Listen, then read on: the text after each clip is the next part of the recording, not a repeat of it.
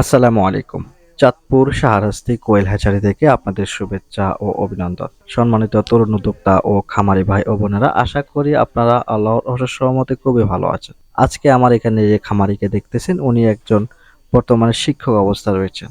তো উনি আমার এখান থেকে 500 পিস কোয়েল পাখি নিয়ে যাচ্ছেন খামার শুরু করার জন্য। তো খামারি এমন পর্যায়ে এসেছেন যে এমন সময়ে সবচেয়ে হাই কোয়ালিটির পাখিটা আমার কাছে আছে। তো নতুন খামারি হিসেবে ওনাকে যে পাখিটা আমি দিতে পেরেছি, এটার জন্য আমার নিজের কাছেও অন্যরকম ফিলস হচ্ছে যে শুধু মহিলা পাখি। এখানে পাখিগুলোর বয়স প্রায় 32 থেকে 33 দিন হয়ে গেছে। তো এই সাইজের পাখিটা খামারি পেয়েছে।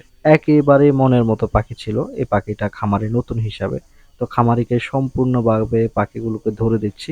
আর অনেকেই বলতে পারেন পাখিগুলোকে কিভাবে বাছাই করেন। তো এটি হচ্ছে কালারিং এর মাধ্যমে পুরুষ মহিলা পাখি আলাদা করা হয়।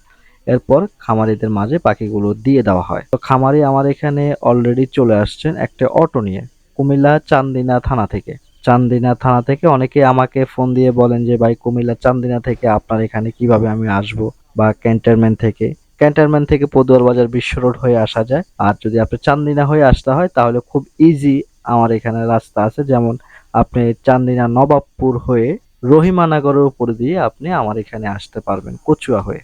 তো এটা কিন্তু খুবই সহজ পথ। আপনারা চাইলে এই পথ দিয়েও কিন্তু আমার এখানে ইজি আসতে পারেন। তো অনেকেই ভাবছেন কোয়েল পাখির বাচ্চা তুলবেন, কখন তোলা যায় এই বিষয় সম্পর্কেও কিন্তু জানতে চান যে কখন কোয়েল পাখিটা উঠালে সবচেয়ে বেটার রেজাল্ট পাবো। তবে আশা করি আপনারা ঈদের পরে পাখি উঠাতে পারেন, কারণ রমজান যেহেতু অনেকের চিন্তা ভাবনা থাকে রমজানে ডিম চলে কম। তবে এবার আমি আমার খামারি থেকে যেই যেই বিষয়গুলা কালেক্ট করেছিলাম যে রমজানে এবার ডিম সেল করতে কোনো সমস্যা হয়নি। যদিও ডিমের রেট 10 পয়সা থেকে 15 পয়সা 20 পয়সা কমে গেছে, তো এতে করে কোনো সমস্যা না। ডিমটা এরপরেও সেল হয়েছে, এটাই অনেক বিষয়। রমজানে কিন্তু একটু সেল কম হয়, যেটা খামারিদের মত ছিল। তবে সামনে যেহেতু শীতের দিকে রমজানটা চলে আসার কারণে একটি প্লাস পয়েন্ট রয়েছে, যাতে করে আপনারা ডিম বিক্রি করতে কোনো সমস্যা হবে না সামনে, ইনশাআল্লাহ। তো খামারিকে সম্পূর্ণ পাখিগুলো বুঝিয়ে দিলাম, এবং কি যেহেতু খামারি নতুন, কি কি করতে হবে, মেডিসিন ম্যানেজমেন্ট সবকিছুই ইনশাআল্লাহ আমি খামারিকে বলে দিলাম যে এভাবে এভাবে করেন। কেননা প্রথম পাখি নেওয়ার পরেই কিন্তু অবশ্যই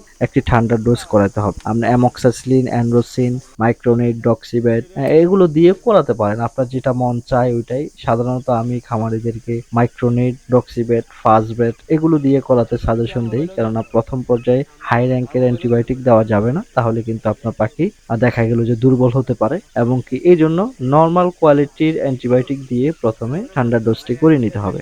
এবং কি পরিচয় যারা ক্যারি করে পাখি নিয়ে যাচ্ছেন বা অন্য কোথাও থেকেও সংগ্রহ করতেছেন, অবশ্যই পাখিকে ক্যারি করার পরে লাইসোবিট দিতে হবে। লাইসোবিট দিলে দেখা যায় যে আপনার দুর্বলতা বা হিট হওয়া বিভিন্ন ধরনের এই সমস্যা থেকে আপনারা সমাধানে চলে আসতে পারবেন খুব সহজে। সম্মানিত তরুণ উদ্যোক্তা ও খামারি ভাইরা, যারা আমার এখান থেকে পাখি নিতে আগ্রহী, আপনারা স্ক্রিনে দেওয়া নাম্বারে যোগাযোগ করে পাখি অর্ডার করবেন। যারা কুমিল্লায়, নোয়াখালী, লক্ষ্মীপুর, ফেনী, চট্টগ্রামে রয়েছেন, আপনারা খুব সহজে আমার এখান থেকে পাখি সংগ্রহ করতে পারবেন। অনেকেই বলেন যে কিভাবে সংগ্রহ করতে পারবো, আমরা কি চলে আসলেই হবে?